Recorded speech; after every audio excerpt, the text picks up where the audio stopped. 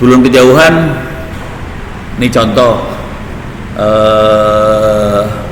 saya sering dapat kayak ginian sih, tawaran buat S3 dikasih beasiswa. Jadi mereka minta saya nerusin ke orang-orang S2 yang pada pengen lanjut. Kalau ini di Inggris ya. Jadi kayak gitu banyak lah. Sekolah tuh banyak beasiswanya sebetulnya kalau di luar. Tapi mereka maunya orang-orang Indonesia yang bisa bahasa Inggris, bisa nulis paper jurnal segala macam. Jadi kayak gini banyak. Oke. Sekarang target hari ini, kuliahnya mana? Ini saya lagi pakai wifi sini suka mati-mati ya.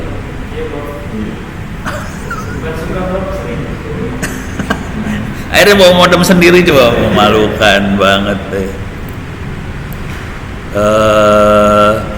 Kita masuk ke cyber security.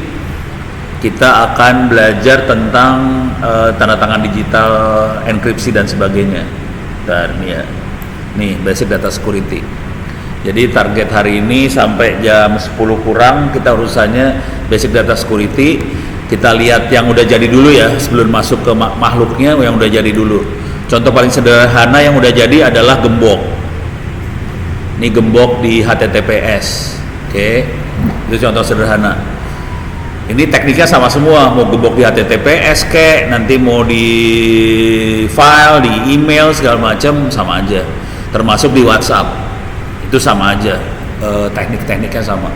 Sekarang kalau kita lihat ini, kalau gembok ini kita harus pasangnya di server Apache web supaya gemboknya keluar. Inti dari makhluk ini sederhana banget sih.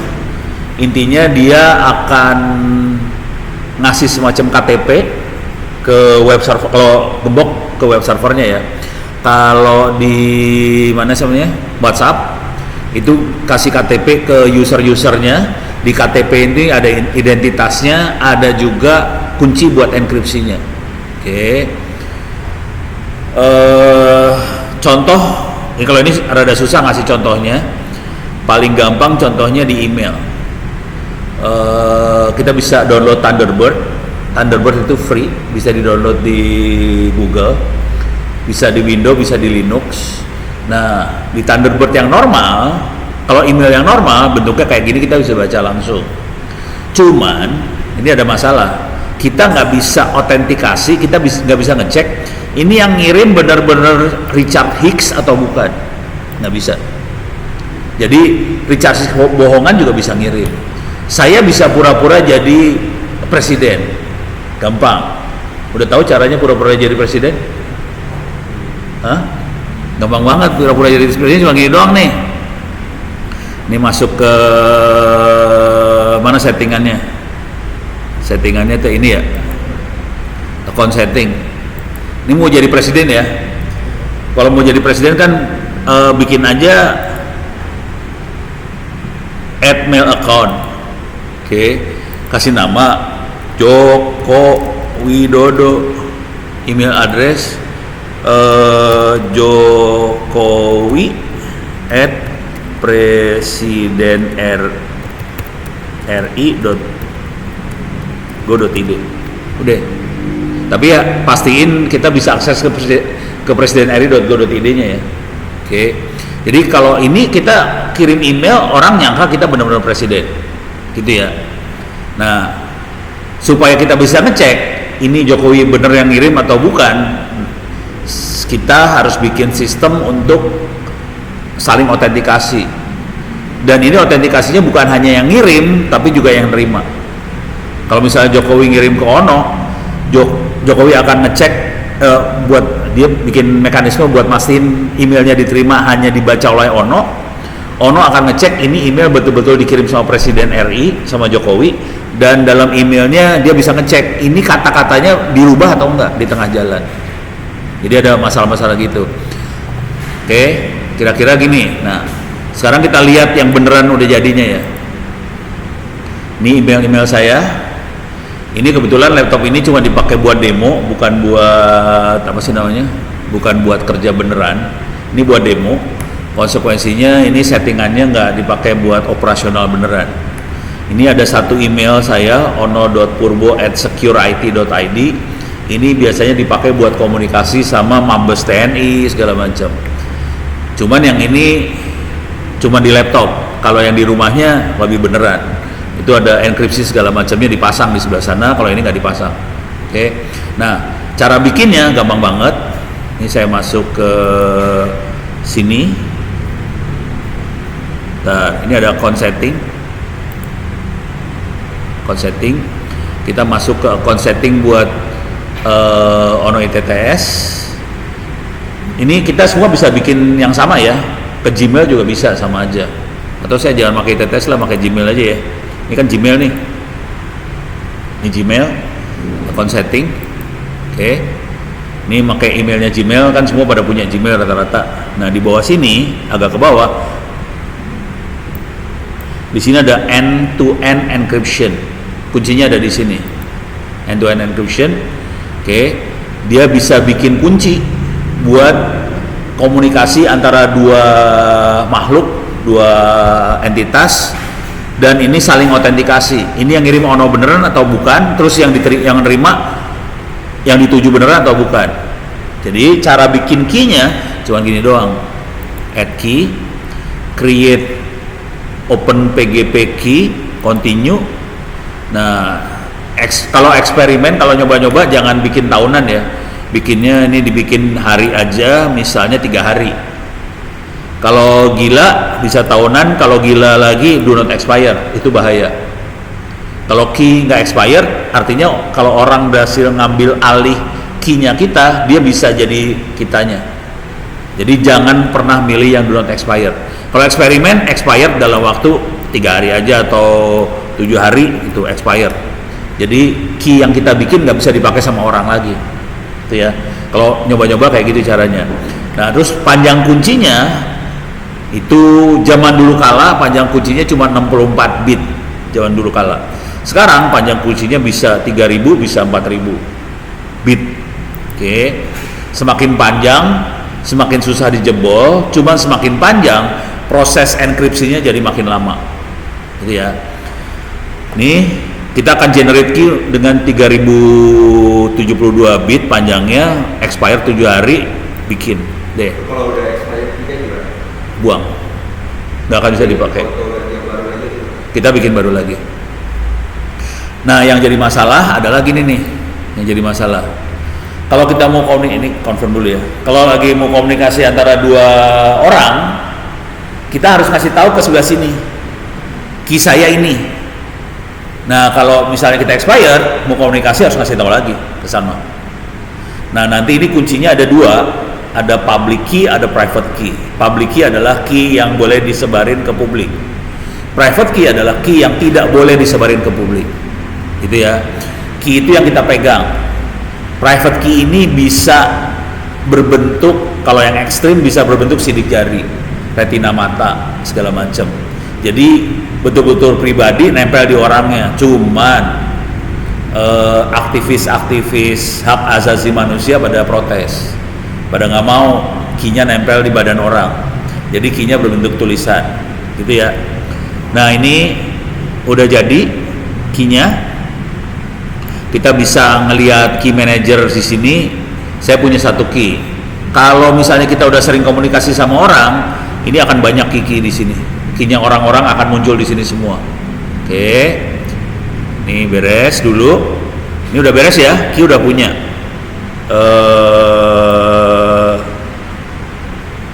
Ini udah. Yang lain nggak usah disentuh dulu. Tapi ngerti caranya dulu. Nah, sekarang saya akan demo ini. Mana tadi teh? Iya. Jadi yang Ono Gmail punya key nih sekarang kondisinya. Oke. Sekarang saya tutup. Ini kalau ngirim mail di sini, ini saya ngirim pakai Indonet nih. Write new message. Bentuknya cuma ini aja. Menu yang ada spelling, save, kontak. Di sini tidak ada encryption, tidak ada open PGP, nggak nyala nih, nggak kebuka. Karena nggak punya key. Beda sama yang ini. Sekarang kalau saya new message Ini ada encryption, ada OpenPGP. Karena saya punya key. Oke, misalnya pengen komunikasi sama Ono @Indonet. Ini dari Ono Gmail ke Ono Indonet ya. Kalau kita mau buka komunikasi pertama kali, saya harus ngasih tahu saya public key-nya apa. Caranya saya attach. Sorry salah. Pencet yang ini yang kecil. Attach. Di sini ada public key. Jadi cara ngirimnya gitu. Saya akan ngirim ini public key saya. Kalau dia udah punya public key, nanti kalau saya kirim email, dia bisa baca enkripsian tadi. Ini saya kirim aja ya. Tapi Indonet, yang di Indonet nggak punya key. Dia nggak punya key nih kondisinya. Nih, jadi ini udah ya. Udah attach. Ini public key Ono @gmail gitu ya. Oke, saya kirim nih, kirim. Jadi pertama kali kalau kita komunikasi biasanya gitu, saling ngasih tahu ini key saya, ini key saya. Dah, nih, ini masuk nih, ya. Nih masuk. Nah di sini kita bisa mana key-nya, langsung masuk dia kayaknya. Bisa kita lihat sih view source nih, ini key-nya nih sebenarnya. Oke, ada di bawah harusnya sih. Nah ini key-nya dia ya, udah masuk ke sana. Mudah-mudahan masuk beneran nih ya. Sekarang saya akan ngasih lihat contoh email yang, jadi caranya harus saling tuker-tukeran key. Kalau mau komunikasi beneran saya harus bikin key juga buat Indonet sih. Oke. Jadi key tidak ada urusan sama server sebetulnya. Key ini tambahan buat di server. Cuman kalau HTTP key-nya dimasukin settingannya ke dalam settingan server. Oke. Atau saya kasih lihat dulu yang buat HTTP dulu ya. Masuk ke sini.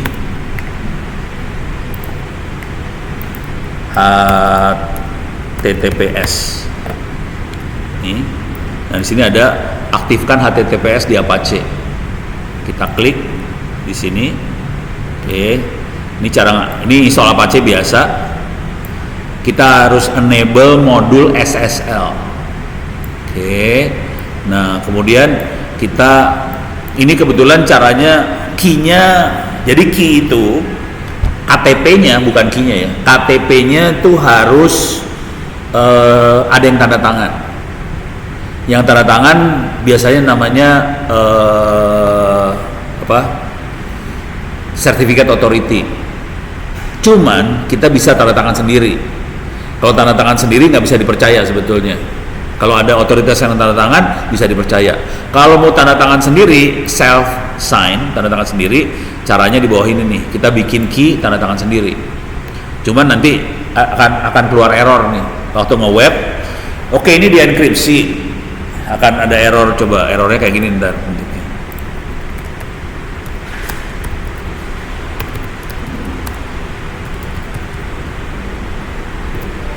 Bentuknya kayak gini nih.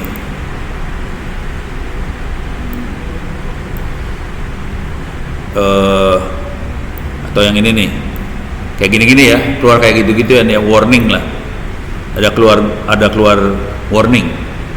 Ini ada key-nya, ini dienkripsi, cuman kita nggak yakin bahwa yang enkripsi orang baik-baik, karena bukan yang punya otoritas. Nanti saya ceritain soal otoritas ya, tapi kira-kira kayak gini lah. Nanti udah gitu tinggal nanti dia akan bikin file Apache key, Apache CRT, dan udah gitu nanti dikonfigurasi lah di bawah sini nih, masukin ya konfigurasinya.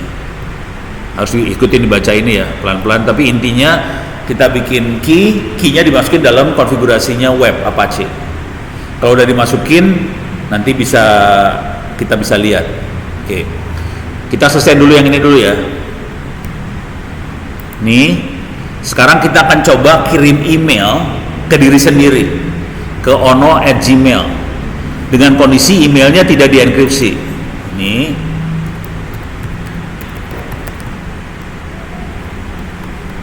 Nih, tes tidak dienkripsi.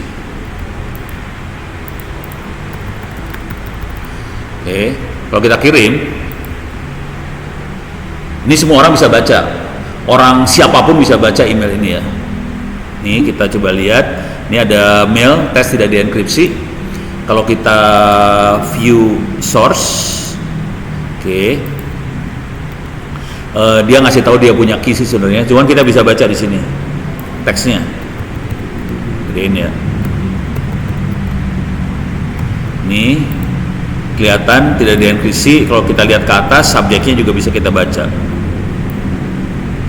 Jadi waktu kita kirim email, sebetulnya teksnya berbentuk teks, bisa dibaca. Oke, sekarang kita coba bikin kekacauan sedikit. Ini saya delete aja ya. Delete. Nih, sekarang saya kirim email lagi. Dari Ono Gmail ke Ono Gmail juga. Ini seluruh email dienkripsi.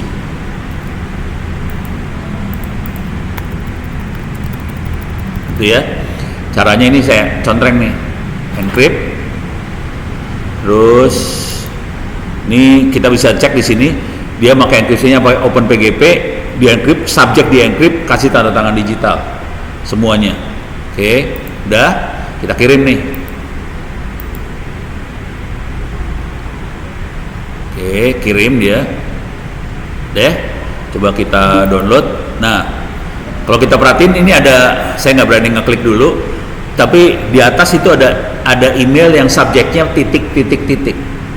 Jadi kalau dia, padahal kan waktu kita ngirim kan tulisannya kan email ini dienkripsi atau kayak gitu ya kira-kira, seluruh email dienkripsi. Cuman pas diterima subjeknya langsung hilang. Jadi orang yang baca pun nggak bisa lihat subjeknya itu apa. Kalau mau baca, karena kita punya key-nya, tadi public key-nya, kalau bikin sendiri kan dia punya private sama public sekaligus. Pas diklik ini saya klik, langsung kebaca sekarang. Tapi di sini ada kode nih, OpenPGP key-nya. Kalau kita klik dia akan bilang good digital signature. Jadi tanda tangan digitalnya bagus, kita bisa ngelihat view signer siapa yang tanda tangan, kita bisa cek yang tanda tangan namanya Ono, key-nya expire tanggal 11, tanggal 16. Oke. Dibuatnya tanggal 9, expire tanggal ini. Terus ini kalau mau dari kitanya ya, apakah kita mau nerima key tadi? Kalau kita terima yes, kita okein, kita nerima key tadi. Jadi dia kasih tahu bahwa yang ngirimnya Ono beneran. Nah, kalau orang baca email ini bentuknya seperti apa? Kita bisa lihat view source. Ini sama, cuman beritanya kayak gini nih, nggak bisa dibaca. Mabok lu, sampai bawah nggak bisa dibaca apa-apa. Jadi bentuk emailnya kayak gini. Jadi orang biasa nggak ada yang bisa baca, kecuali ada key-nya. Oke, jadi kita bisa lihat sebetulnya kalau dienkripsi orang nggak bisa baca sama sekali. Walaupun dia pakai Gmail, walaupun dia pakai mail apa aja, jadi Gmailnya sih nggak tahu. Gmailnya orang di Gmailnya nggak tahu, tapi karena di encrypt, ya udah admin Gmail nggak bisa baca, semua orang nggak ada yang bisa baca. Sekarang saya akan rubah lagi, ini saya buang. Saya akan bikin tanda tangan aja. Jadi emailnya akan ditanda tangan, cuma kita kasih teksnya tidak dienkripsi. Jadi emailnya kasih tanda tangan, teksnya nggak dienkripsi. Bentuknya seperti apa? Ini saya akan kirim lagi ke diri sendiri lagi. Ini cuma dikasih tanda tangan digital. Oke. Jadi teksnya seperti ini. Oke. Nah, kalau tanda tangan digital saya cuma ini aja nih, digitally sign. Saya nggak encrypt, saya cuma kasih tanda tangan digital doang. Oke, ini encryptnya nggak saya contreng ya, ini nggak dicontreng nih. Hanya tanda tangan digital, saya kirim seperti apa. Oke, dia kirim dengan tanda tangan digital. Oke, masuk. Betul, belum. Nah, masuk nih. Subjeknya kebaca. Teksnya harusnya juga kebaca. Kalau kita klik, teksnya kebaca, tapi di sini ada tulisan ini, Open PGP. Nah, ini dia ngasih tahu tanda-tanda digitalnya bagus, yang ngirim siapa ketahuan. Nah, bentuknya seperti apa emailnya sendiri? Yang benernya kita bisa view source. Bentuk emailnya seperti ini sih sebenarnya. Oke. Ini ada public key. Beda kalau sama tadi ya, yang tadi message nih. Ini tulisannya public key nih, PGP public key block. Kalau yang tadi message block, beda ya. Nah, terus di sini ada digital signature. Jadi tanda tangan digital yang benar bentuknya seperti ini sebetulnya. Tanda tangan digital yang benerannya ya bentuknya seperti ini. Nah, kebanyakan orang nggak tahu tanda tangan digital bentuknya seperti apa. Sebagian besar orang nyangka tanda tangan digital tanda tangan yang di-scan, udah gitu ditempel di dokumen. Itu udah ngaco banget, gitu ya. Jadi tanda tangan digital bentuknya seperti ini. Ntar kita gedein, ya. Message-nya kebaca nggak? Message-nya nggak kebaca juga nih. Message-nya tuh, ini dia message-nya. Nggak kebaca sih message-nya. Cuman dia kasih kode di sini, base 64. Message-nya di encoding pakai base 64. Ya udah, caranya cari aja. Oke. Base 64 decoding, gitu ya. Ini ada base 64 online tool. Mengerikan. Inilah ya. Ini udah dapat. Saya gedein biar ada kelihatan. Ini buat decode, encode. Ini decode ya. Sekarang kita coba mana? Ini dia. Oke. Ini saya ambil, klik kanan copy, masukin sini, paste. Udah. Coba cek, ke bawahin. Mana nge-decode-nya? Tombolnya mana tombolnya? Decode ya? Oh salah ya, sini ya? Sini ya? Ini ya? Coba langsung keluar. Ini cuma dikasih tanda tangan digital. Jadi apa yang kita tulis keluar. Dia di decode dalam base 64. Oke. Di dunia digital ada proses decode encode buat ngerubah dari satu format ke format lain. Contohnya base 64. Nanti juga ada pakai hash, pakai apa segala macam. Jadi banyak format-format buat decode, buat ngerubah-rubah itu banyak. Oke. Jadi kira-kira kayak gini. Beres ya? Sekarang saya kasih tahu konsepnya dulu. Sebelum saya masuk ke terlalu dalam. Oke. Konsepnya bisa diambil di sini. Sekalian nanti kita akan ngecek sertifikat yang dipakai di ITTS lah, di Diskominfo Tangsel lah, kayak gimana ya. Salah. Jadi kok kalau misalnya kita terima email dari email itu kayak yang asli atau enggaknya itu Gimana? Misalnya kita terima email itu misalnya asli atau enggak? Taunya dia asli atau enggak? View source aja. Jadi cuman gini aja. Kalau di email itu ada fitur Email. Email. Rata-rata mereka nggak punya fitur ini, biasanya nggak dimasukin. Tapi nggak tahu ya, Gmail mungkin dimasukin. Saya punya kebiasaan ngelepasin kalau udah mulai enkripsi ya, si Gmailnya dibikin bodoh aja. Semua proses enkripsi dipakai di laptop. Saya nggak mau enkripsinya di Gmail. Soalnya kalau enkripsi di Gmail atau di server mereka, private key kita ditaruh di mereka. Itu masalah tuh. Jadi kalau saya udah ekstrim, pokoknya kalau mau secure, sana dibikin bodoh, semua keamanan di tempat kita semua. Coba, mungkin ada sih di Gmail atau di mana ada, bisa dicari sih. Cuman saya nggak mau pakai.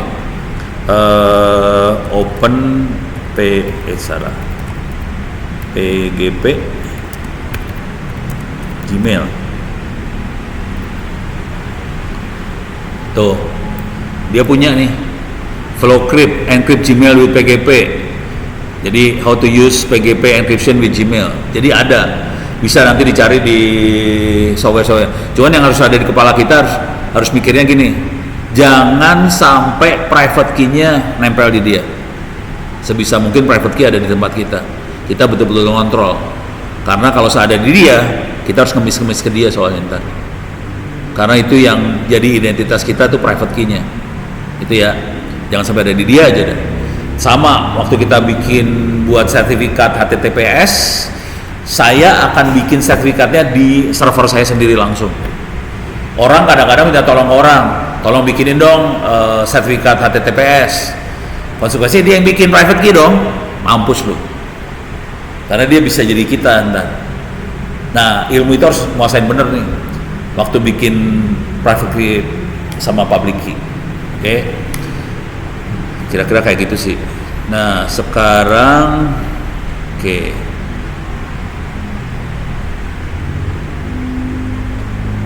Oh, sorry. Ini yang pakai HTTPS nih. Nah, lupa dikasih kata-kata HTTPS. Oke, saya masuk ke HTTPS onocenter.id/pustaka, masuk ke docs, kemudian di bawah sini ada security. Di bawah security ini ada PPT migrasi ke e-commerce. Ini PPT dibikin tahun 2000. Udah pada lahir belum sih? Belum lahir ya? Gila, umur file ini lebih tua daripada lu pada. Oke, ini konsep dasar dari enkripsi segala macam itu. Saya ada filenya di download. Ada cyber security mana? Ini dia. Ini dia. Oke. Jadi PPT ini dibuatnya tahun 2000 waktu Indonesia bikin undang-undang buat transaksi elektronik. Jadi dilihat hasilnya, bisa lihat UU ITE, informasi sama transaksi elektronik, dibikinnya tahun 2016, ditandatangannya 2016. Cuman kita bikinnya dari tahun 2000. Jadi undang-undang dibikinnya belasan tahun. Oke. Yang bikin konsepnya bukan Ono, jangan khawatir. Ini waktu itu kita mikir soal e-commerce. Cuman yang sekarang jadinya toko online kan, yang banyak berkibarnya toko online. Waktu itu kita mikirnya ke arah e-commerce, jadi salah mikir waktu itu. Yang lebih laku toko online. Nah, untuk bisa enkripsi segala macam, masuk ke sini. Nih, oke. Yang bikin namanya Arianto Mukti Wibowo. Siapakah dia? Nih. Jadi Arianto Mukti Wibowo ini yang bikin sebetulnya fondasinya Undang-Undang ITE tadi. Coba kita masukin Arianto Mukti Wibowo. Wibowo, bukan Ari Wibowo ya. Wibowo image. Ini dia orangnya. Ini nisannya. Udah meninggal. Jadi otaknya dia sebenarnya. Yang undang-undang transaksi elektronik yang dipakai di Indonesia, otaknya dia. Nanti kalau kita download undang-undangnya, masih muda ya, meninggalnya muda sih soalnya. Jadi waktu meninggal dia pesan ke saya, "No, ilmu saya tolong disebarin," gitu aja pesannya tuh, pakai email. Oke, saya sebarin. Jadi waktu nyebarin saya selalu bilang, ini otaknya dari transaksi elektroniknya Indonesia ya, dia itu otaknya ini. Dia belum S3, dia S2, S2-nya di Singapura, NUS, di NUS, terus dia yang bikin itu semua. Oke. Ini ada itgov.cs.ui.ac.id. Ini dia yang bikin lab-nya buat IT government segala macam. Nah, otaknya dia. Nah, kalau kita lihat lagi ke bentar, atau kita masuk ke PowerPoint-nya dulu ya. Oke. Jadi ini makhluknya. Nah, kita lihat bentuknya apa, penampakannya seperti apa. Ini saya tutup aja ya. Penampakannya itu kira-kira seperti ini nih. Ini penampakan yang zaman dulu kala ya. Penampakan zaman dulu kala ini di option browser. Mungkin nggak pernah pada make ini ya. Ini option browsernya Internet Explorer. Mungkin nggak kena Internet Explorer. Yang ini Netscape. Kayaknya nggak kenal juga yang namanya Netscape. Ini teknologi 20 tahun yang lalu. Ini ada option. Kalau dilihat di sini ada sertifikat, ada yours, ada people, ada website, ada signer. Oke, sama di sini juga nanti ada sertifikat segala macam. Oke. Nah, kalau yang kita pakai sekarang, kita bisa masuk ke sini, klik ini, masuk ke setting.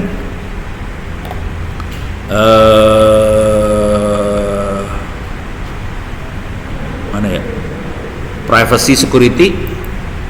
Kemudian ke bawah, di sini ada security.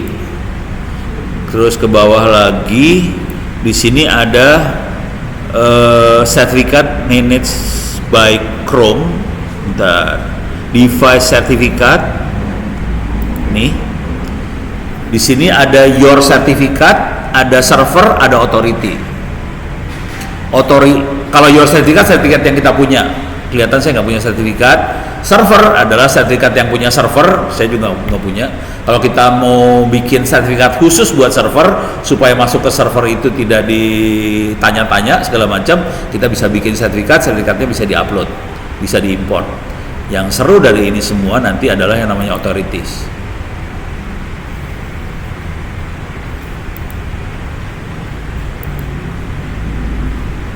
Ups, nggak beres ini. Tar. Kok cuma 2?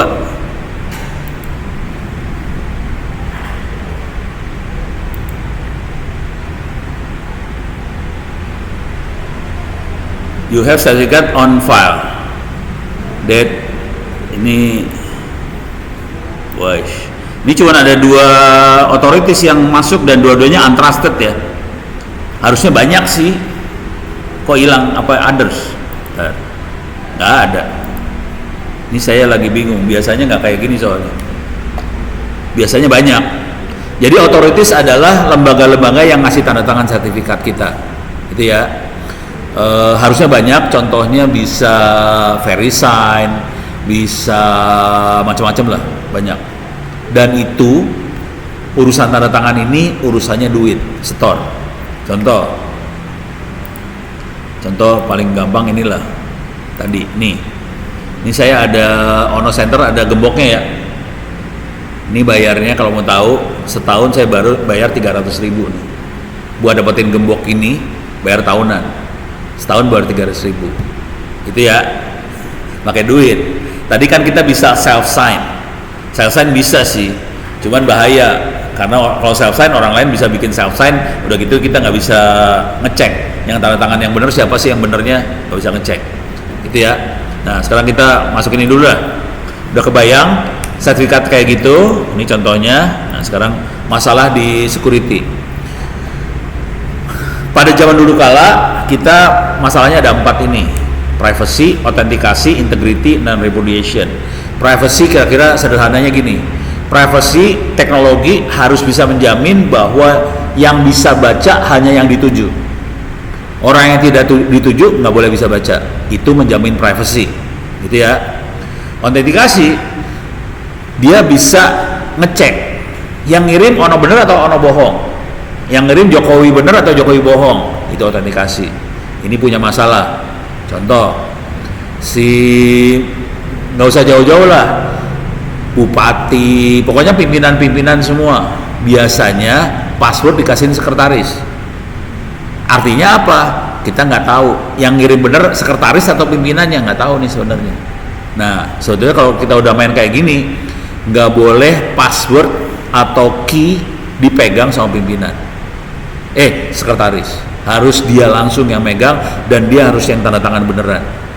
Nah ini masalah sih sebenarnya di Republik ini, soalnya bos biasanya suka nyuruh anak buah, nggak boleh. Jadi budaya itu nggak boleh sebenarnya.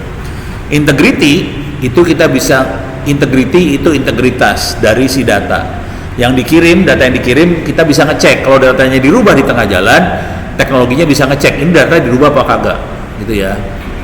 Nah ini hari ini privacy autentikasi integrity dirubah namanya, hari ini dirubah jadi ini CIA security lah, enkripsi lah, encryption. Jadi namanya aja dirubah. Jadi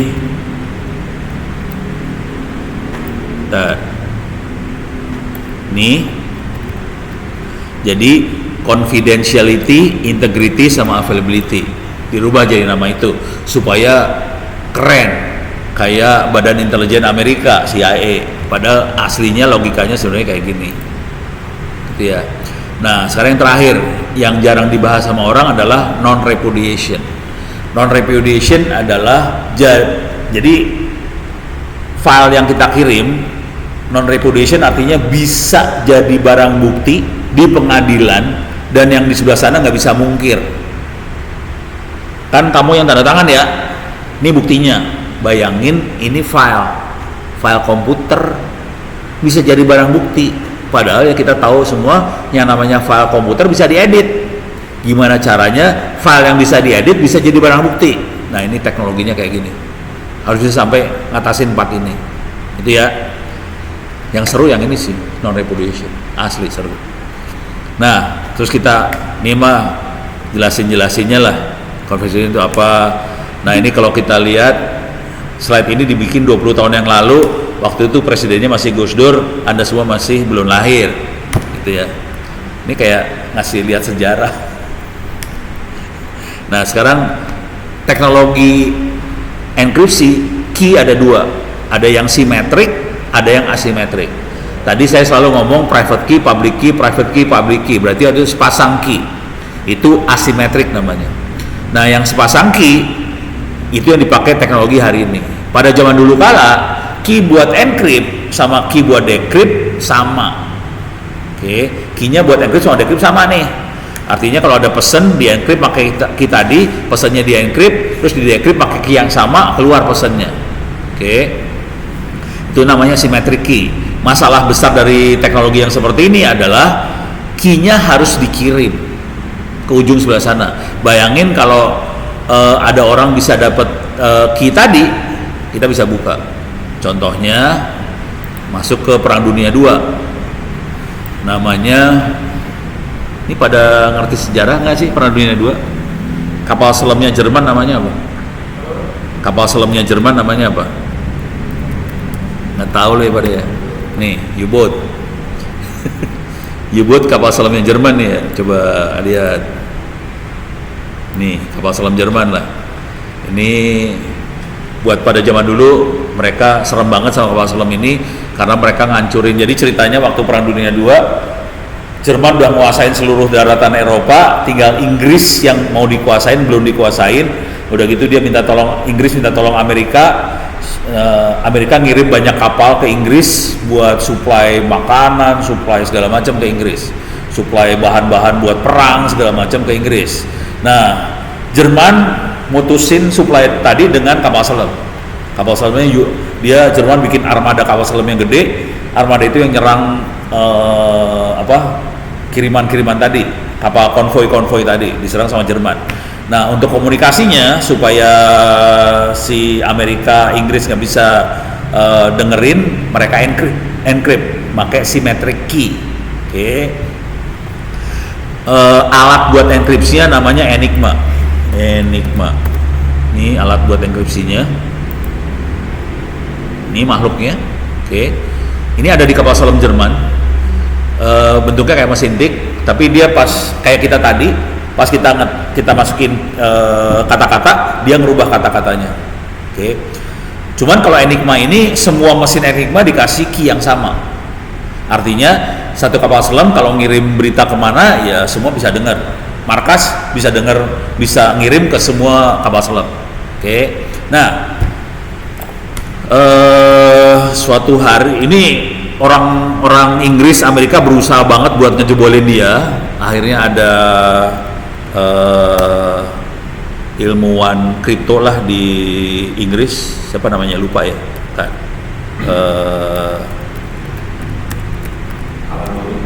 Alan Turing ya? Mana? Oh ini dia. Nah ini Alan Turing, dia berhasil ngejebolin. Cuman ada yang lebih keren lagi. Enigma U-boat apa ya? Pokoknya ditangkap nih. Tangkap bahasa Inggrisnya apa ya? Atau apa ya? Pakai bahasa Indonesia ya. Tangkap. Bisa dapat nggak? Nah dapat nih bener. Pakai bahasa Indonesia. Ini dia. Jadi kapal selam U-boat nomor berapa ini? Ada nomornya 20 berapa gitu. Oh ini dia 110. Dia ditangkap, enigmanya berhasil diambil. Sejak itu komunikasinya Jerman ketahuan semua. Akhirnya Jerman kapal selam bisa dihancurin. Jadi ini masalah kalau kita mainan symmetric key. Oke. Nah kemudian mereka kembangin lagi supaya nggak bisa ketahuan. Mereka kembangin yang namanya public key, kriptografi atau yang asimetrik tadi ya. Dia pakai sepasang kunci, ada public, ada private. Dan ini yang saya pakai tadi, saya kasih lihat di Thunderbird. Pakai public private kayak gitu, kuncinya sepasang. Yang public bisa disebarin ke semua orang. Tadi saya kirim public key-nya. Yang private harus kita simpan. Nah, kalau kita pakai web lain buat nyimpenin, ini masalah, nih bahaya. Jadi sebenarnya nggak baik. Yang jadi masalah juga adalah kondisi hari ini di pemerintahan, mereka bikin software buat tanda tangan public key, private key segala macam, bentuknya software. Private key-nya ada di server si pemerintah, bukan ada di laptop atau handphone si pejabat tadi, enggak. Soalnya mereka tahu kalau ditaruh di laptop handphone bakal hilang tuh, key-nya ke-delete lah, apalah, kena virus lah, apa segala macam, ditaruh di server. Kalau servernya jebol, key-nya bisa keambil semua nih ceritanya. Sebetulnya masalah, cuman ya kita pura-pura bego lah. Ya kalau udah di dunia nyata kayak gitu, kadang-kadang kita harus bego sih. Kalau terlalu pinter nggak jalan. Deh, beres ya. Nah sekarang cara kerjanya kira-kira gini. Ini misalnya ada orang mau ngirim ke Ono punya private key-nya. Cara yang ngirimnya, dia harus punya public key-nya Ono dulu, kemudian message-nya di-encrypt pakai public key-nya Ono, dikirim lewat internet, yang bisa baca hanya Ono yang punya private key itu aja. Konsekuensinya, kalau sampai private key-nya keambil orang, ya udah bubar ceritanya. Terus ya, jadi ini masalah besar kalau kita main kayak ginian. Kalau mau dibalik, jadi kira-kira teknik komunikasi kayak gini, public key, private key. Makanya tadi caranya saya kirim public key dulu. Nah, pada zaman dulu kala 20 tahun yang lalu, ini waktu yang dibutuhkan buat ngejebol. Dengan panjang key-nya 64 bit. Jadi kita pakai dash. Kalau sekarang udah nggak dash lagi, pakai RSA, pakai apalah, udah horor lah. Ini kalau pakai RC4 lebih horor lagi. Kita pakai 64 bit doang waktu itu ya. 64 bit doang udah susah ngejebolnya. Sekarang udah 3000 bit.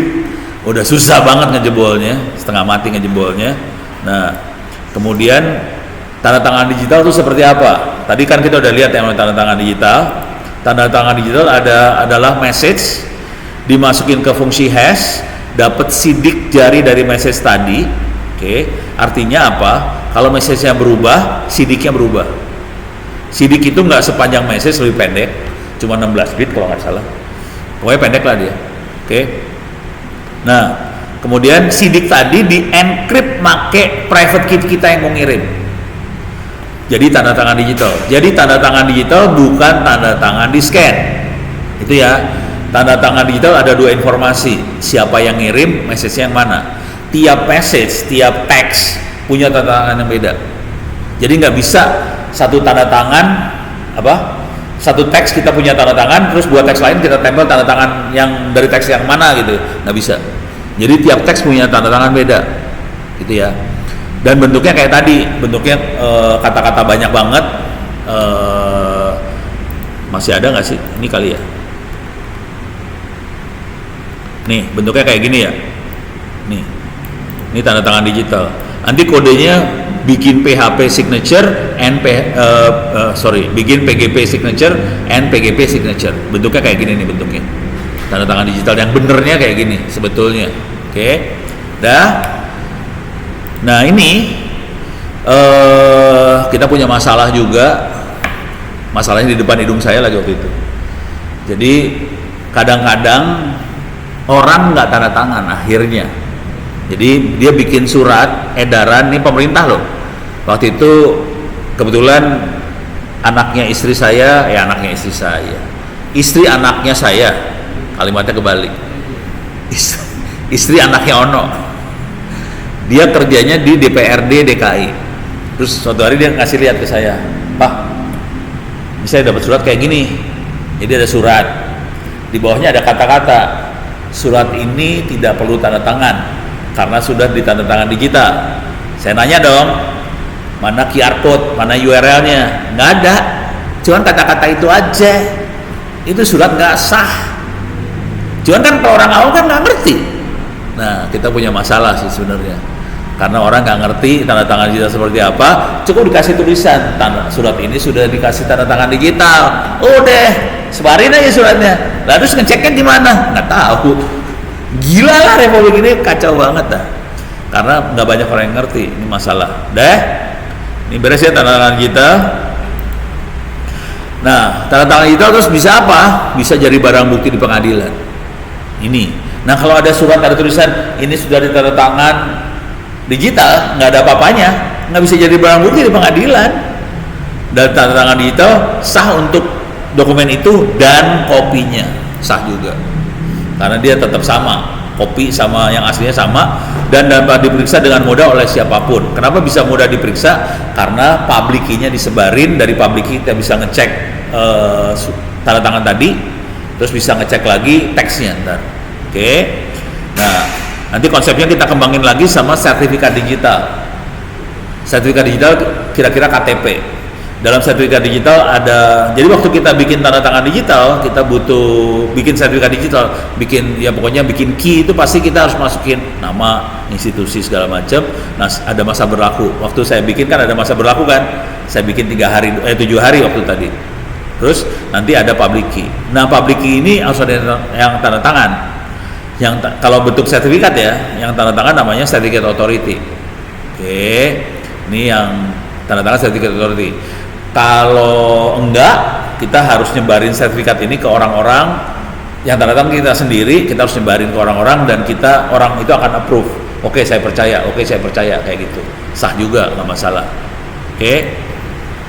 Keuntungan sertifikat digital bisa bikin pipa komunikasi tertutup antara dua pihak, bisa saling autentikasi, yang kirim siapa, yang terima siapa, bisa dibuat atau memeriksa tanda tangan, dan bisa bikin surat izin digital, contohnya paspor digital, contohnya KTP. Ini semua pakai teknik ini. Jadi tekniknya standar, bisa dipakai HTTPS, bisa dipakai buat email, bisa dipakai buat paspor, bisa dipakai semua, pakai sama, tekniknya sama semua. Jadi ini kunci banget sih sebenarnya. Dan ini teknik ini ada di Undang-Undang Transaksi Elektronik. Jadi kalau kita baca Undang-Undang Transaksi Elektronik, kita masuk ke undang-undangnya. Ini undang-undangnya ya. Ini yang aslinya lah. Yang revisinya lebih dikit. Ini Undang-Undang 19 tahun 2016. Ada kata-kata sertifikat elektronik, penyelenggara sertifikat elektronik, ada lembaga sertifikasi, ada tanda tangan elektronik, ada semua kayak gitu. Jadi istilah-istilah itu diambil dari Mukti tadi. Itu ya. Orangnya ada. Orangnya udah meninggal sih. Seumuran saya lah kira-kira, kalau masih hidup. Tapi dia duluan, udah selamat dia. Ono masih belum, masih harus ngadepin lu pada. Oke, sekarang kita lihat bagaimana bentuk transaksinya. Oke, kalau tadi kan tinggal kirim aja, tinggal klik-klik doang ya. Yang benerannya nggak kayak gitu. Ini benerannya kayak gini nih. Jadi kalau kita ngirim message itu bisa berbentuk WhatsApp, bisa berbentuk email, bisa segala macam. Ini tinggal klik send, kirim ke sebelah sana. Bisa dibaca di ujung sebelah sana. Sekarang urusannya supaya integritasnya kita cek, autentikasinya kita cek, terus privasinya dijamin segala macam, dia lewat proses seperti ini panjangnya. Sekarang saya akan bacain prosesnya. Dari gambar dibaca nih prosesnya ya. Oke. Jadi ini teks masuk ke fungsi hash, dapat sidik jari teks atau message digest. Di encrypt pakai private key si pengirim. Dapetin tanda tangan digital. Jadi tanda tangan digital ada dua informasi. Yang ngirim siapa, teksnya yang mana. Beres ya. Teks sama tanda tangan digital sama sertifikat. Tadi kalau kita lihat ada semuanya tuh. Teks, tanda tangan sertifikat dijadiin satu, di encrypt pakai symmetric key. Jadi symmetric key tetap dipakai. Oke. Di encrypt pakai symmetric key, jadi message yang di encrypt. Oke. Symmetric key harus dikirim ke sebelah sana. Cara ngirimnya adalah kita ambil public key-nya tujuan, si Bob diambil public key-nya, symmetric key ini di encrypt pakai public key-nya Bob. Konsekuensinya hanya Bob yang bisa buka, kita dapat amplop digital. Jadi message-nya di encrypt, amplopnya di encrypt, semuanya di encrypt, nggak ada yang bisa baca, dikirim lewat internet, nggak ada yang bisa baca. Sampai di sini digital envelope dibuka sama public key-nya Bob, dapat symmetric key. Oke, symmetric key dipakai buat buka message-nya keluar 3 sekaligus, message, tanda tangan digital sama sertifikat digital. Sampai titik ini kita bisa baca. Cuman sekarang kita harus ngecek, ini benar-benar message-nya dirubah nggak di tengah jalan. Yang ngirim betul-betul si Alice bukan. Nah, cara ngeceknya, message masukin ke fungsi hash, dapat message digest, sidik jari teksnya dapat, dari tanda tangan digital di decrypt pakai public key-nya si Alice, dapat message digest. Dua message digest dibandingin, kalau sama berarti message-nya oke. Beres ya? Oke, sekarang jam 9:07. Sekarang kita lihat, ini udah lihat hubungannya sama waktu saya pakai Thunderbird tadi ya, kelihatan hubungannya. Sekarang kita lihat HTTPS. Oke.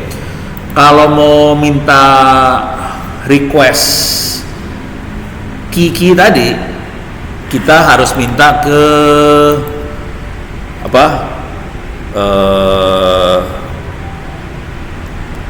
Certificate Authority di Indonesia. Oke. Jadi harus minta Certificate Authority di Indonesia. Masalahnya Certificate Authority yang punyanya Kominfo, yang punyanya BSSN tidak diakui sama browser. Jadi kita nggak bisa pakai yang punya Kominfo sama BSSN. Jadi kita harus minta Certificate Authority yang di luar. Ini masalah nih. Punya pemerintah nggak pinter kayak gitu masalahnya. Ini lagi saya rekam lagi kan, seru ya. Nah,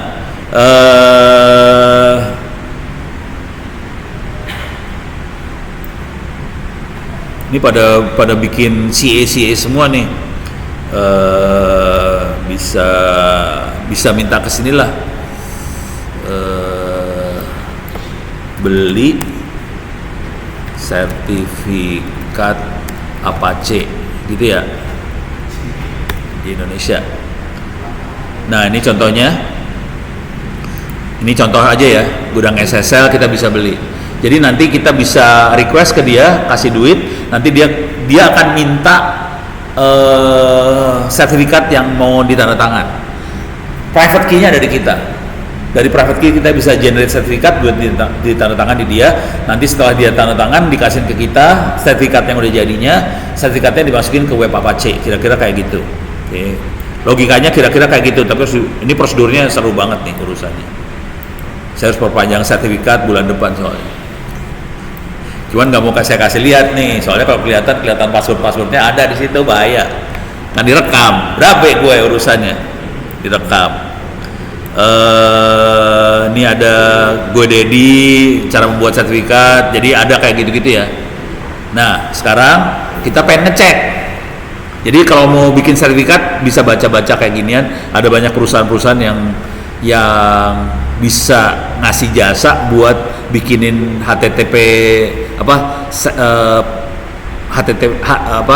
HTTPS-nya supaya jalan.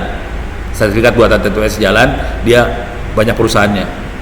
Bayarannya antara 150 sampai 300. Kenapa saya bayar yang 300? Soalnya mesin saya ada beberapa mesin kan, ada yang Ono Center, ada yang LMS Ono Center, ada segala macam. Nah, supaya saya bayar satu bisa beberapa mesin sekaligus. Jadi Ono Center dan bawahnya bisa dipakai semua. Kalau itu bisa banyak. Kalau bayar satu aja sekitar 150.000 tuh setahun, satu mesin. Kalau banyak mesin mendingan 300, bisa banyak mesin dan kira-kira kayak gitu. Nah, sekarang kita mau ngecek. Jadi waktu dulu saya bikin artikel sih, saya ngecekin bank-bank di Indonesia. Jadi aturannya, kalau kita baca aturannya transaksi elektronik, sertifikat digital ini servernya harus ada di Indonesia, harusnya. Dan jujur hari ini mereka nggak ada yang memenuhi itu semua.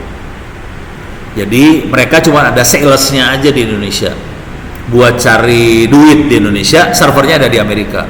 Jadi kita punya masalah sebenarnya. Cuman karena yang punya Republik ini cuek, ya udah, daripada sono teriak-teriak pusing capek. Jadi sekarang coba kita lihat, mau ngecek mereka pakai punya siapa. Oke, cek internet banking, itu kira-kira ya. Nih, kita bisa ngecek. Kita bisa ngecek pakai cara kayak gini nih. Open SSL, oke. S SSL client connect ke web mana, portnya 443. 443 adalah HTTPS ya. Oke, kita akan ngecek Bank Permata pakainya siapa. Caranya cuma gini aja, klik kanan. Saya udah bikinin kayak gini biar buat ngeceknya gampang. Tinggal kopas aja nih. Saya gedein dulu ya.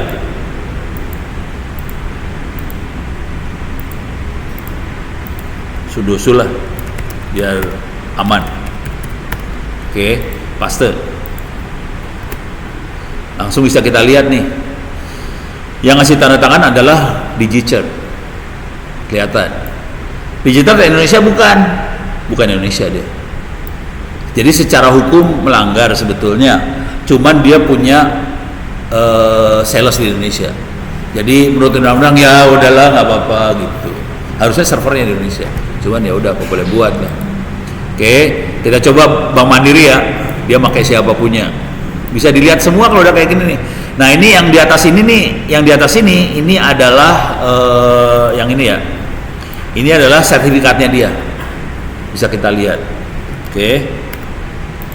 Paste lagi, kita lihat Bank Mandiri nih. Dia pakainya sama Digicert. Oke, kita coba lihat lagi. Klik BCA pakai siapa punya. Kalau nggak salah beda klik BCA. Kalau nggak salah, udah lupa saya. Dia makanya Digicert juga.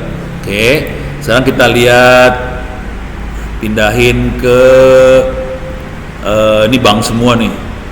Kita lihat Bukalapak pakai siapa punya. Ini udah beda dia, toko online. Jadi nanti lucu-lucuan sih. Paste. Nah, seru nih Bukalapak. Bukalapak dia pakai yang bintang. Oke, jadi semua domain bisa dikasih ini. Nah, dia pakainya Komodo. Oke, Great Manchester, Komodo di Inggris nih berarti. Oke, coba kita lihat lagi. Kita ganti, jangan Bukalapak, Ono Center, ORID. Gitu ya. Saya lihat nih, sama Bukalapak, jangan khawatir. Beres ya. Jadi Ono sama Bukalapak sama selevel, beda duitnya aja, sana triliunan, Ono ratusan ribu. Oke. Kita bisa lihat juga Tokopedia apa? Koide.com sih? Koide ya? Hah? Com. Tokopedia makanya Digicert. Oke. Itu kan yang swasta sama bank. Coba kita lihat yang rada gombal dikit. Kita lihat kominfo.go.id. Pakai apa dia? Nah, udah mulai kacau nih. Makanya Digicert. Kominfo aja tidak pakai Kominfo, pakainya Digicert, punya Amerika. Memalukan sih sebenarnya, tapi apa boleh buat, kita punya bangsa kayak gitu. Terus kita lihat lagi, coba bssn.go.id ya. BSSN kan yang ngatur Republik urusan cybersecurity kan. Nah, dia pakai apa ya? Kagak connect. Rese. Nge-connect. Waduh. Coba ganti. Pakai www depannya. www.bssn.go.id. Connect. Wih, domainnya goblok berarti ya. BSSN nggak ngerti cara ngeset domain. Ini DigiCert makanya ya. Kelihatan. Bayangin mereka adalah yang ngatur security Indonesia internet ya, pakainya DigiCert. Coba kita lihat lagi Presiden RI.go.id.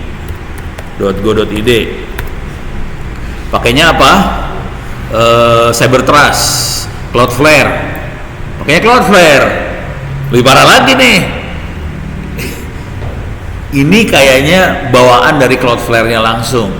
Jadi dia kayaknya nggak beli di Indonesia nih kalau Cloudflare sih. Saya nggak tahu Cloudflare punya, coba nih.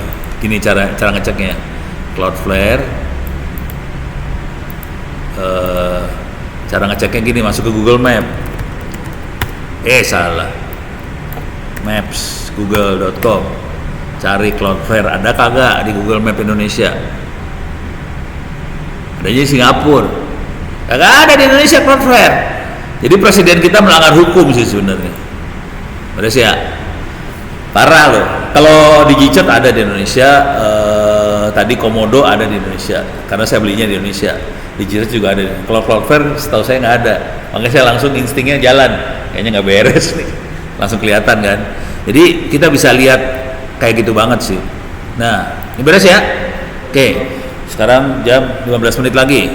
Kita akan coba lebih ekstrim. Quit. Oke. Kita akan cobaan ya enkripsi. Oke. Saya akan main enkripsi di folder di shell. Ini nggak tahu di Windows bisa apa kagak, nggak tahu dah. Oke. Nah, kita coba lihat GNU PG, GPG. Oke. Kita akan coba mainan di shell. Ini ada mini how to. Oke, kita akan di sini kita bisa bikin key juga. Cuman saya akan melihat dulu key yang ada di saya apa aja. GPG key list key, kita pengen lihat key apa aja yang ada. Paste. Di sini ada key-nya Ono. 1016. Oke. Tapi dia udah expired ya. Expirednya ini.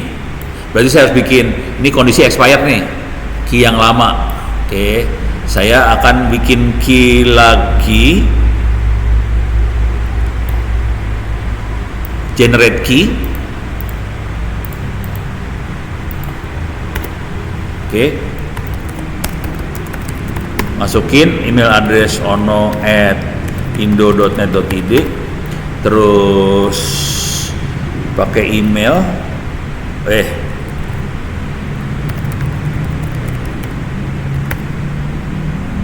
Oke. Passwordnya 123456 123456. Oke. Take this one away. Ini lagi dia bikin key-nya. Waktu dibikin, udah jadi bikin key. Expirednya 2025 ya, ilah kelamaan. Ya udahlah, ntar gua delete. Ini dia masih expired setahun lagi. 2 tahun. 2 tahun 3 tahun lagi lah kira-kira expirednya ya, lama. Jadi saya punya key buat Ono Indonet. Nah, sekarang kita akan percobaan nih. Ini key list. Kalau mau ngasih key ke orang, ini saya tadi kan kita makainya pakai Thunderbird. Sekarang kita pakai command line langsung. Kita juga bisa ngasih key. Kalau mau ngebuang key, mau nyabut key, mau ngambil key, kita harus bikin revoke. Key buat nge-revoke. Jadi revoke ini disebarin ke semua orang. Key ini saya cabut ya, caranya gitu. Tapi kalau kita punya expired, ya nggak perlu revoke sih sebenarnya.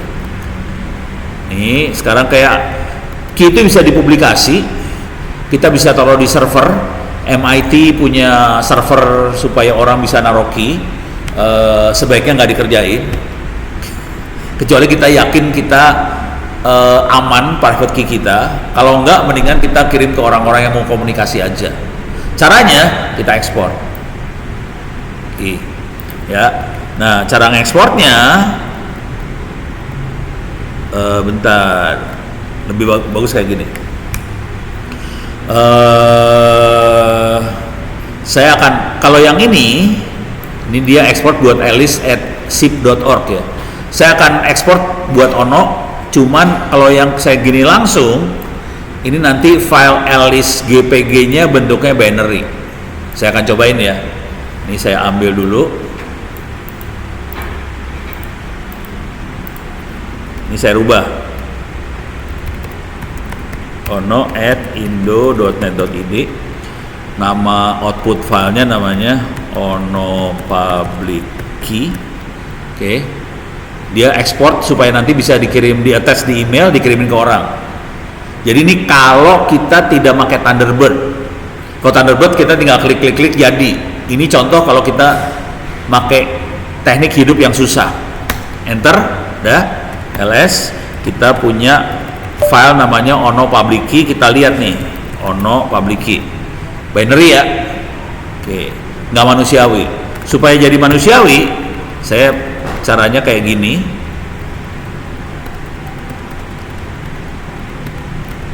Ditambahin kata-kata armor. Itu.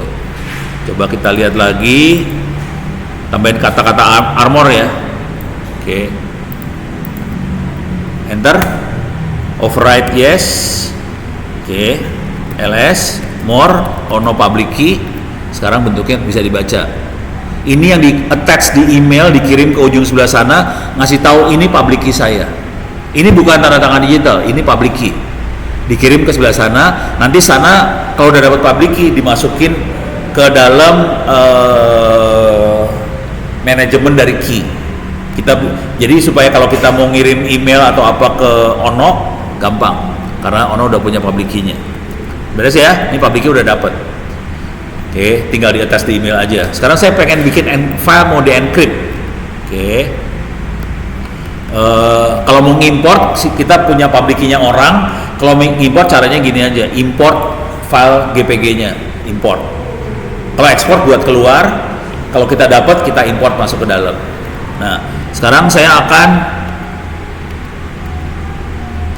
akan langsung encrypt decrypt ya.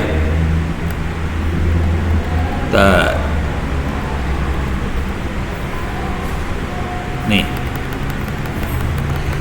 encrypt decrypt. Encrypt adalah teks mau kita kirim, kita enkripsi. Decrypt adalah file teks yang kita terima, kita buka. Oke. Jadi ini kalau encrypt tuh -e, encrypt. Kalau kasih -a, nanti bentuknya bukan binary, bentuknya file begin PGP tadi. Penerimanya siapa, terus nama filenya apa. Penerimanya bisa beberapa orang, tapi karena di saya cuma ada satu orang doang, namanya Ono doang, jadi penerima cuma Ono doang. Kalau mau banyak, -r, -r, -r, -r, -r penerima 1, -r penerima 2, -r penerima 3 dan seterusnya. Ini proses enkripsinya kayak gini. Kalau mau decryptnya, -d, output file enkripsinya seperti apa. Ini ada dua file, ada ASC, ada GPG. Kalau ASC itu filenya armor, ASCII, teks. Kalau GPG binary. Sekarang kita masuk ke armornya. Kita bikin dalam bentuk armor. Oke. Saya akan bikin teks dulu ya. Percobaan enkripsi.txt. Ini percobaan enkripsi.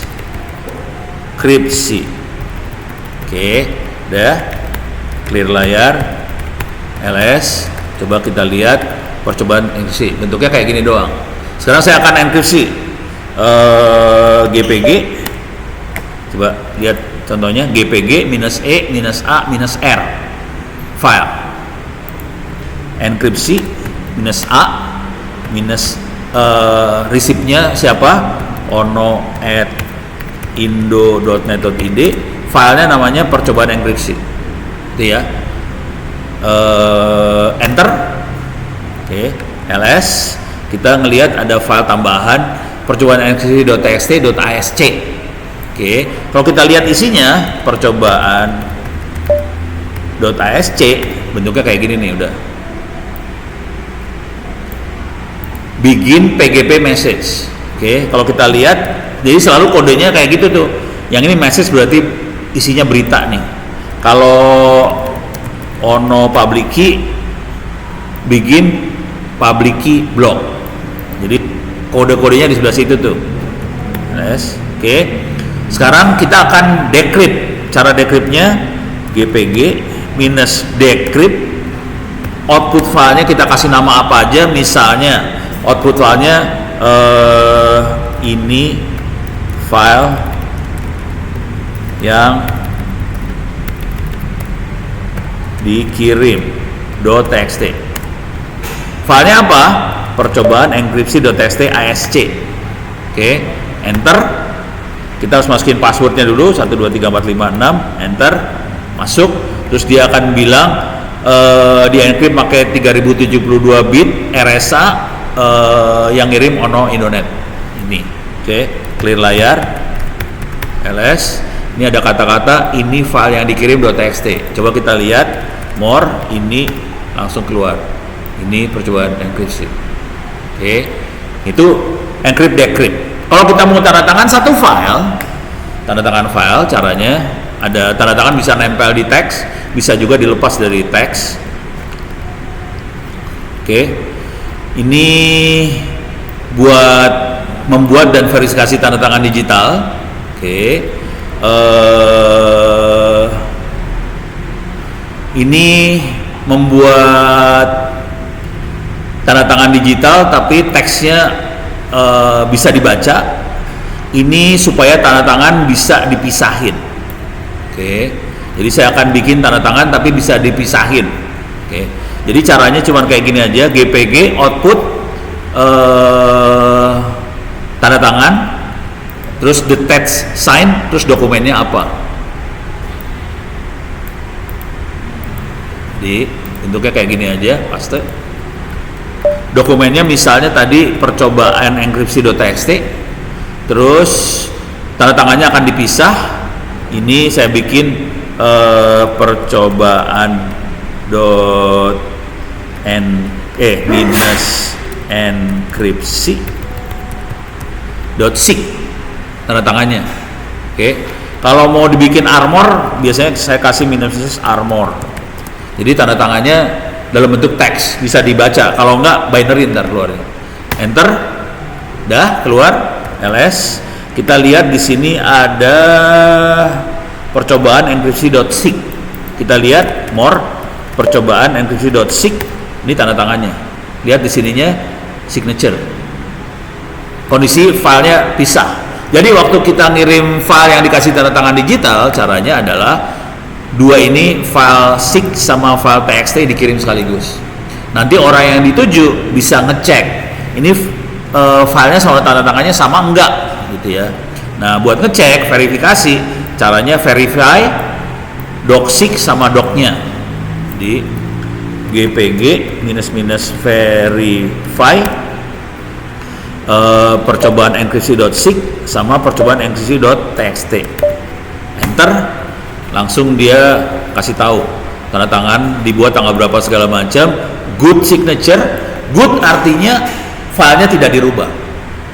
Jadi filenya nggak ada yang perubahan, sesuai dengan waktu pengirimnya. Yang ngirimnya siapa dikasih tahu juga. Gitu. Beres ya? Ada pertanyaan? Kalau itu untuk mereka ada cuma video gitu, proses enkripsi juga Sama aja. Jadi dia nggak peduli teks atau apa, nggak peduli sih sebenarnya.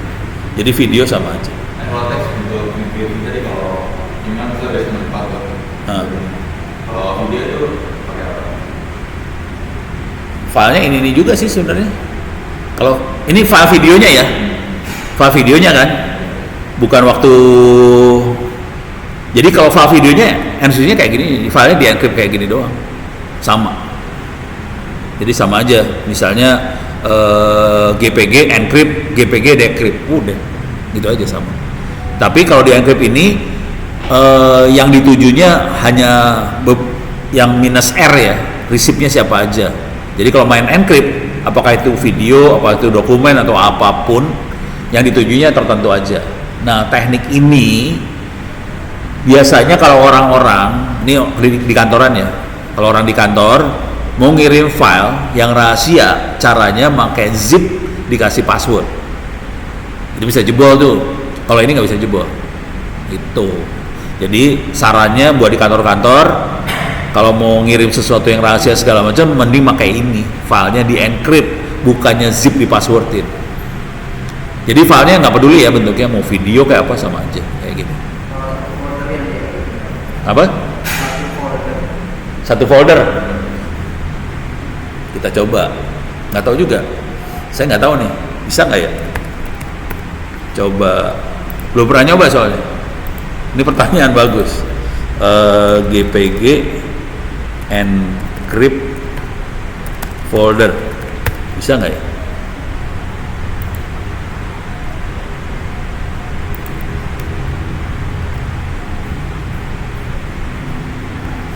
Oh, ini di zip dulu lah, foldernya dicatuin dulu jadi file zip dulu. Nah, baru di encrypt. Cara curang dia. Di foldernya dijadiin satu dulu. Gitu. Nah, proses ini juga berlaku buat SSH ya. SSH remote login. Nah, kalau backup file kita biasanya pakai rsync. Ini di bawahnya rsync itu buat nge-backup satu folder, atau misalnya kita punya folder, kita pengen ngopi file-file kita pengen backup foldernya atau file apa ya dari sana, kita pakai rsync. Di bawahnya rsync adalah SSH. Jadi encrypt semua. Gitu. Beres ya. Jadi semuanya encrypt semua sih mainannya sebenarnya sekarang. Cuman orang pada nggak tahu. Banyak yang nggak tahu. Itu. Ada lagi pertanyaan? Kalau itu SSL tadi kan harganya beda-beda. Apanya? SSL tadi kan harganya beda-beda. Nah, itu beda harga itu yang bikin beda tuh. kalau mau yang gratis juga ada. Yang gratis kan ada juga tuh. Ada. Yang bikin beda biasanya lebih ke arah reliability server, terus sama. Jadi yang si perusahaan ini akan mengaudit si yang dikasih SSL-nya. Jadi dia audit dulu. Jadi kayak bank itu dia bayar mahal loh buat diaudit.